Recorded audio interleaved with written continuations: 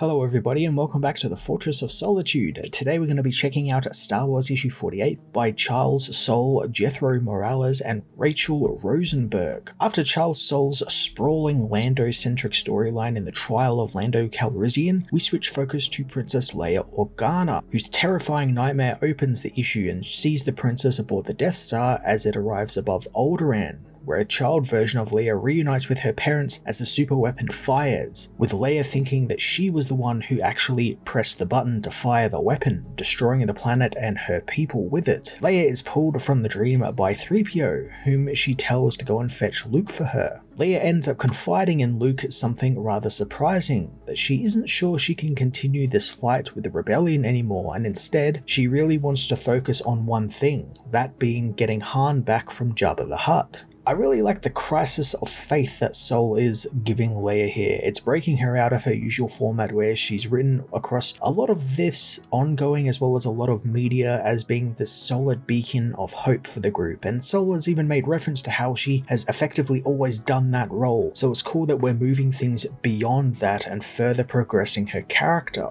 Luke of course doesn't think that that's a good path for her to take, but Leia finds herself unsure thanks to her recent dreams and the what ifs she's been playing out in her mind about Alderaan's fate, partially thanks to her learning the Empire and making another Death Star. So what happened to Alderaan will happen again to some other race, so she wants to rescue Han before the Death Star mission so she can be with her friends if the end does come for them. Despite them not knowing it yet, I really like that Luke gets to act as the brother here, consoling Leia when she breaks down about how much is being thrown at her and she can't sort of juggle it all and has to focus on one thing at a time. Luke can relate a little bit as the Last Jedi and the expectation that comes with that from people around him, but also people like Ben Kenobi and Yoda, who are betting on him big to defeat his father and Palpatine and overthrow the Empire. Luke and Leia's bonding time is interrupted by Ivan Verlaine, fellow Alderaanian and member of Starlight Squadron, whom comes to Luke and Leia with news of the survivor fleet from Alderaan that Leia and her helped put together quite a while back in the 2015 Mark Waid series Princess Leia. Ivan reveals that she lost track of the fleet and they have failed to meet their check-in times and wants to go and track them down. After a little convincing, Leia decides to join Ivan and Luke in their search for the fleet. The team head out into deep space and follow from the fleet's final check-in location, discovering the Thranta, one of the fleet's cruisers just floating around in space. Nothing too inconspicuous about that at all. Luke and Leia board as Evan stays outside in her X-Wing to protect them, and the rebels soon find the ship is completely deserted, save for one single life form. Tracking down the signal, they find a woman in a Bacta tank, and Leia recognizes her as Jorah Asante, an Alderaanian cultural preserver, someone who's pretty important to this survivor fleet. From just the ghost ship and not finding anyone, Leia comes to the pretty grim fate that the Alderaanian fleet has been all but destroyed, or at least properly scattered, so now Leia doesn't have that touchstone to her people anymore. It's also proving Leia's point earlier in the issue where no matter what she or the rebellion does, it never really seems to matter much, and she can't really focus on multiple things like this happening at once. She's got to focus on the rebellion or like her people and can't really move on from one to the next. I am a little bit upset that this great Leia development is coming in the final two issues before the big finale of issue 50, and really wish this had happened a little bit sooner, maybe before Dark Droid, just so she had a little bit more time, maybe 3 or 4 issues like the Lando story arc, and just had a little bit more time just to like aerate the story and sort of make it expand a little bit and dive into Leia's character a little bit more here.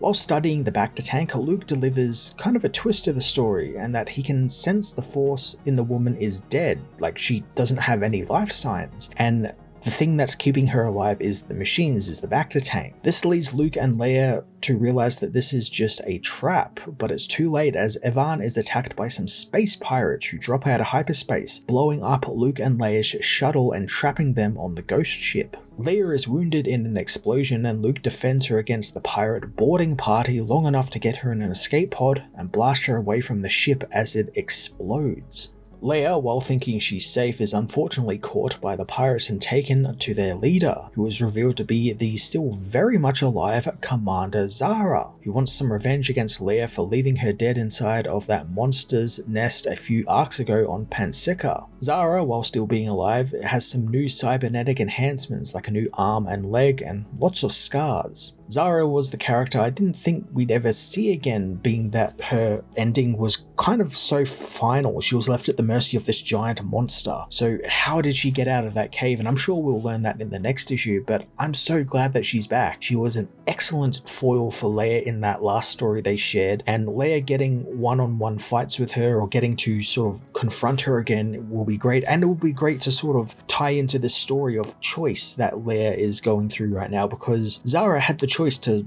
probably run away and hide, or go on with her life, not worry about Leia, but she chose to come after her and make her sole focus. So I'm intrigued to see where Charles takes this story now that Leia has someone to fight against. Star Wars issue 48 let Charles Soules return to Leia's story and build it out in some really interesting directions, focusing on Leia's ability to find hope in everything, and how much weight that's put on her as a person and as a leader as the rebellion, and how that affects her choices and how she makes them and what she can make as a choice. I do really wish it was a story that could have come a little bit sooner in Soule's run, if only to allow it to take its time, since being relegated to 2 issues means the story's going to kind of rush through a lot of things, before the big issue 50, so I can't help but feel we probably won't get a satisfying ending. I'm still intrigued to see how Soule is going to write the ending in the next issue, but just feels a little bit too truncated for such a deep story like this. That being said, there are some really great things in this issue, like Zara coming back, and I can't wait to see her finally confront Leia again after all these years, and it has been years, and finally get their story wrapped up. I'm going to give this issue an 8.5 out of 10.